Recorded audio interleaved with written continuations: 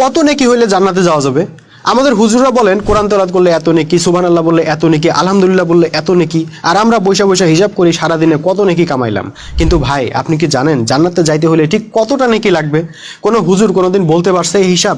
কিংবা কোরআন হাদিসে পাইছেন এমন কোনো হিসাব? পান নাই। কারণ নেকি দিয়ে আসলে জান্নাত জাহান্নাম নির্ধারিতই হয় না, এটা নির্ধারিত হয় ঈমান দিয়ে।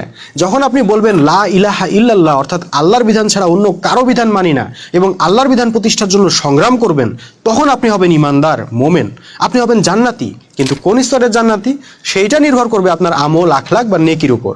কারো আমল হবে বেশি, কারো কম। কেউ দিনের জন্য 5 টাকা খরচ করতেই গড়িমসি করবে, আবার কেউ হাসতে হাসতে নিজের জীবনটাও দিয়ে দিবে। এই যে আমলের পার্থক্য, নেকির পার্থক্য, এইটা দিয়ে নির্ধারিত হবে আপনি জান্নাতের কোন স্তরে থাকবেন। কেউ হয়তো জান্নাতের সর্বোচ্চ স্তরে চলে যাবে, আবার কেউ কোনো মতে টাইনে টুইনে পাশ করবে। কিন্তু ঈমান যদি না থাকে, অর্থাৎ আল্লাহর বিধান প্রতিষ্ঠার সংগ্রাম যদি আপনি না করেন, তাইলে আপনি যতই নেকি কামান, লাভ নাই। ব্যাপারটা এমন, আপনি হিসাব করতেছেন কোন প্রশ্নে কত মার্কস পাওয়া যাবে, অথচ স্কুলের ভর্তি তালিকায় আপনার নামই নাই।